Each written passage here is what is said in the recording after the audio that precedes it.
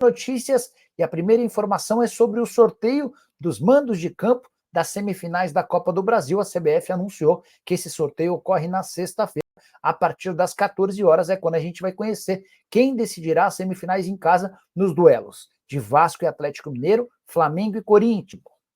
Quero falar agora sobre o Vasco da Gama para repercutir uma notícia que eu li nas redes sociais e que eu fui atrás. A informação que correu nas redes sociais dá conta de que o Vasco tentou impedir que o jogo contra o Palmeiras acontecesse em Brasília. Fui conversar com um dirigente do Vasco e ele estava me explicando que a 777, antes de deixar o clube, havia negociado 2 mandos de campo do Vasco em busca de dinheiro. Um desses mandos contra o Palmeiras e um outro ainda na temporada de 2024. O Pedrinho conseguiu deixar um desses mandos de campo para a próxima temporada, sob a alegação de que o Vasco perderia muito, abrindo mão de 2 jogos em São Januário. Havia uma preocupação muito grande em relação ao risco de rebaixamento. Mas esse outro jogo contra o Palmeiras acabou por ser realizado nesse ano, não houve como mudar. E aí as partes, a empresa que comprou os direitos do jogo, do mando, e o Vasco se acertaram para a realização da partida em Brasília. Essa minha fonte disse o seguinte, abre aspas, o nosso pedido foi aceito e ajustamos uma compensação para a partida ser em Brasília, pois a capacidade do estádio é maior e o poder aquisitivo do público também. A empresa que comprou o mando aceitou e o jogo seguirá lá normalmente. Vamos tentar fazer uma boa partida e garantir os 3 pontos, fecha aspas. O Vasco entende que não dava para voltar atrás nesses 2 jogos, ao menos conseguiu uma partida nesse ano, outra na próxima temporada, mais um dos probleminhas deixados pela 777, para mim, a pior empresa entre aquelas que compraram clubes da Série A do futebol brasileiro. Inclusive, galera, em relação a esse jogo Vasco e Palmeiras que será realizado no estádio Mané Garrincha, tem mais uma informação muito importante. Informação essa que foi divulgada pela galera do nosso Palestra. Eles passaram a seguinte informação, ó. Estevão está fora do jogo contra o Vasco nesse domingo, que vai ser realizado dia 22. A joia do próximo adversário deve ficar de fora de combate por aproximadamente 4 semanas. Portanto, Estevão aí vai ficar bastante tempo fora.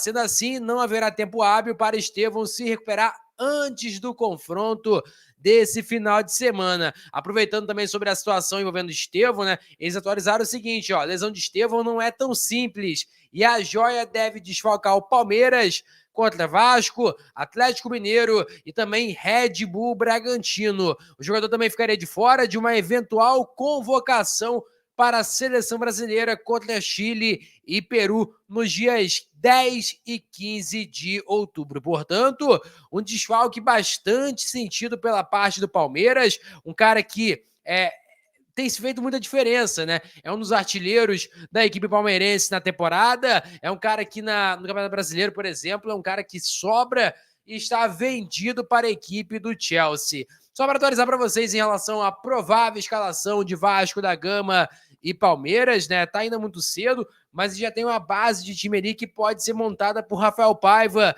e também pelo técnico Abel Ferreira. A provável equipe do Vasco deve vir a campo com Léo Jardim, Paulo Henrique, Maicon, João Vitor e Lucas Piton. Na volância, Hugo Moura e Juan Esforza.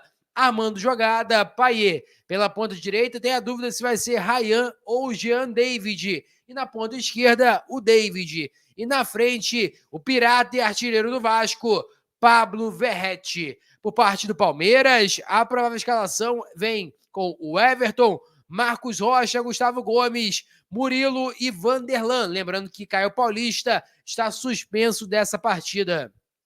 Na volância, Aníbal Moreno e Richard Rios. Pela ponta direita, substituindo o Estevão, seria o Maurício. E armando jogada, tem a dúvida ali se vai ser o Rafael Veiga, Lázaro ou Rony. E aí vai depender. Se for o Rony, por exemplo, o Rony deve jogar pela direita e o Maurício vinha jogar pelo meio, armando jogada. Se for Rafael Veiga, pode ser realmente que o Maurício faça a ponta direita, que foi função na qual ele atuou pela equipe do Internacional. Mas a princípio, quem sabe deve ser Maurício na direita, Rafael Veiga no meio e Felipe Anderson pelo lado esquerdo. Até mesmo pode ter a possibilidade de Felipe Anderson ser deslocado para a ponta direita, substituindo o Estevão, né? Que aí, no caso, seria basicamente a função que Felipe Anderson exercia na época de Lazio. E na frente, o artilheiro Flaco Lopes. Portanto, essa é a provável escalação. O Vasco tem o desfalque do Adson, além, é claro, também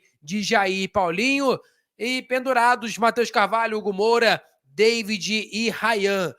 Na parte do Palmeiras, não tem nenhum jogador de desfalque aí, a não ser o Caio Paulista, que está suspenso porque tomou cartão vermelho na última partida no Allianz Parque. Pendurados, Vitor Reis, Marcos Rocha, Maurício, Gabriel Menino, Richard Rios, Aníbal Moreno e Estevão. Portanto, esses são os jogadores pendurados da equipe do Palmeiras. Você conseguiu acompanhar todos os detalhes da situação envolvendo Vasco da Gama e Palmeiras, que acontecerá no estádio Mané Garrincha. Bora começar o vídeo falando sobre o Vasco. Quero contar para vocês que Ryan tem tudo para ser o próximo atleta negociado com o exterior. O presidente Pedrinho já admitiu a necessidade de uma transferência internacional para que o Vasco tenha maior facilidade com o fluxo de caixa. E o Ryan tem sido super assediado. Embora não existam propostas oficiais, dá para dizer que Porto, Fiorentina, Milan, Betis, Aston Villa e Lyon já abriram observação. Inclusive, um desses clubes enviou um olheiro recentemente para uma partida no Maracanã com a ideia de ver o jogador de perto. O Ryan também pode ser alvo de proposta da Arábia Saudita.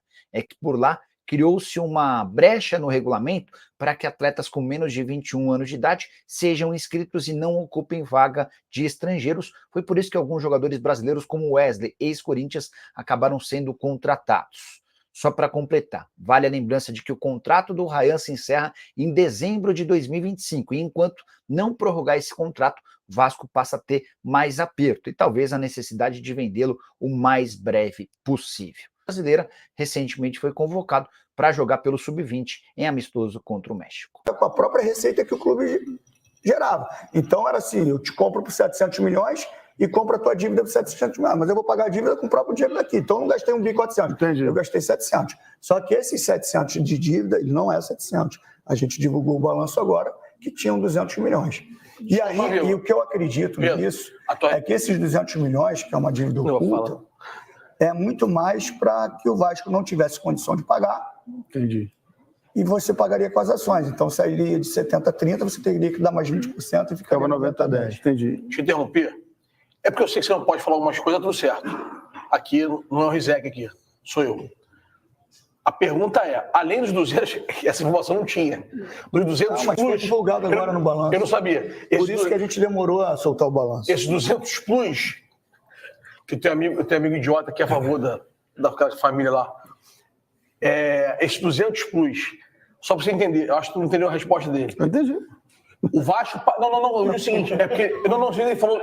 O Vasco pagava a parte da 777 para pagar o que pagar, contava com a arrecadação tudo dentro. Em resumo, Vasco Flamengo deu 2 milhões de receita, exemplo. Não, mas aí falando agora da porcentagem... Isso é muita loucura. Da porcentagem... Não é dinheiro novo, não. É dinheiro velho, dinheiro da casa, do giro.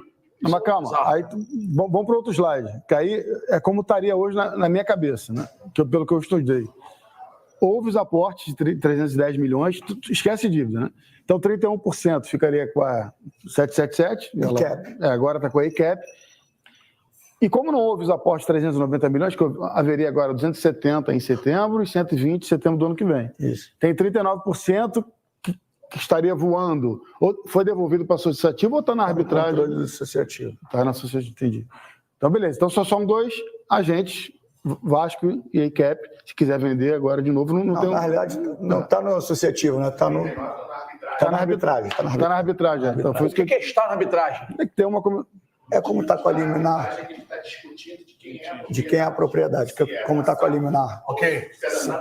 Se é da 777 ou se é da associativa. É porque, assim, como não houve o aporte proporcional aos 39%, entende-se que não deveria ficar, né, com a 777, porque não foi pago, né? Então, mas obviamente que lei no Brasil não é tão clara assim. Não, e aí, como a 777 perde o controle, porque a ICAP ela é uma seguradora americana, e ela era uma das maiores credoras da 777. Como ela também não recebeu, ela pega os clubes como como forma de pagamento. Então, portanto, galera, você conseguiu acompanhar nesse momento toda a situação envolvendo o Vasco da Gama, podendo perder Ryan, Vasco e Palmeiras, várias situações envolvendo o Gigante da Colina, beleza? Vou ficando por aqui, galera. Deixa o like, é muito importante. Compartilhe o vídeo para gerar. Nossa meta é alcançar 50 mil. Eu conto muito com a sua ajuda e também com a sua moral, beleza? Valeu, tamo junto, rapaz. Ó, e é nóis! Fui!